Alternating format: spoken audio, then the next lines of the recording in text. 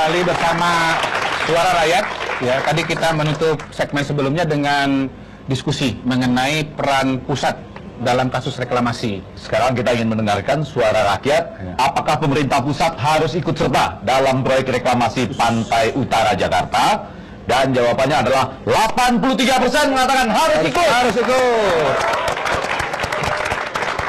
Dan 10,5% mengatakan tidak perlu. Tidak perlu. Dan tentunya sisanya tidak jawab dan tidak tahu. Baik. Sekalian kita grand closing, kita minta Pak Syol menghadap. Mungkin ada mahasiswa dari yang Madinah.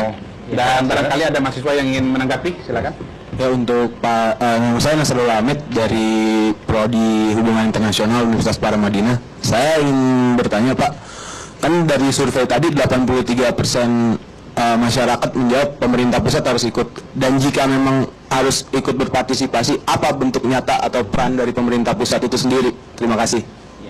Ya, saya setuju dengan publik bahwa pemerintah pusat harus campur tangan, harus terlibat, yaitu pertama, dia harus menjadi pengawas yang netral. Jadi jangan lagi segala sesuatunya diserahkan kepada Pemda DKI Jakarta, dan kebetulan kan ini kan ada di 2 provinsi, juga di Provinsi Banten. Jadi pemerintah pusat harus lebih terlibat, dan bila perlu menambah persyaratan. Kompensasi itu jangan hanya 15%, bila perlu 30%. Memang rata-rata pasus-pasum itu kan sudah 35% ya dari lahan, lalu 5% lahan dikasih ke Jakarta, 15% dari nilai NJP waktu penjualan untuk Pemda Jakarta.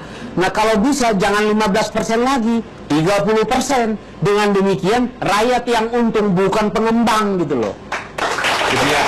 Jadi intinya Pak Syol ingin mengatakan reklamasi terus dilanjutkan, Pak ya? Ya. Tapi dengan perubahan peraturan, ya, supaya kemanfaatan reklamasi ini tidak hanya bagi pengembang atau orang kaya, tapi juga bagi masyarakat yang lebih luas. Ya. Kita kasih kesempatan kepada Pak Syol. Iya, silakan Pak Sony. Jadi yang agak penting adalah isu ini jangan digunakan untuk merugikan siapapun dalam pilkada. Tapi betul-betul untuk membangun bangsa yang harus kita mulai dari pinggir tadi. Silakan Pak Sony kira. Jadi berdasarkan survei kan 83% menghendaki pemerintah pusat harus ikut.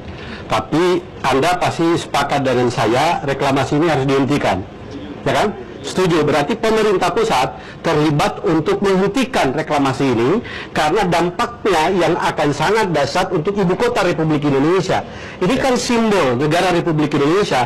Kalau dampak ekologis terjadi, malu negara ini. Nah, untuk penutupnya kalian dari teknik ya, sebagian tadi teknik perkapalan. Kalau magang, jangan hanya magang di kantor gubernur. Cobalah juga magang dengan nelayan. Supaya kalian tahu bagaimana nasib nelayan, dan supaya yang namanya reklamasi atau apapun itu menguntungkan tidak hanya pengembang tetapi juga nelayan. Setuju ya? Iya. Kasih ya. Silakan Pak Sony. Baik. Saya kira permasalahan mengenai reklamasi ini akan menjadi PR baru bagi Pak Jokowi ya. Ya.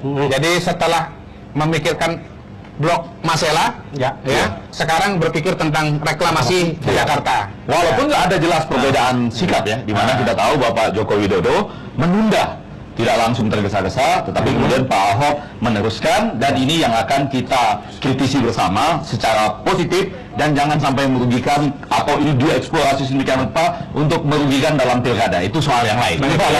Demikian acara kita pada malam hari ini. Saya Muhammad Qadari. Tapi jangan lupa Pak ya, sebelum saya menyebut nama saya, Bapak juga harus sering-sering menemui nelayan kita Pak ya. Baik, salam buat nelayan di seluruh Indonesia. Salam buat nelayan seluruh Indonesia. Pak Effendi Ghazali. Bapak tidak kembali kan di pulau sana? Belum Pak, belum. Nanti kalau sudah ambil izinnya sudah selesai, amdalnya udah beres. Atau ambil oper yang saya punya Pak.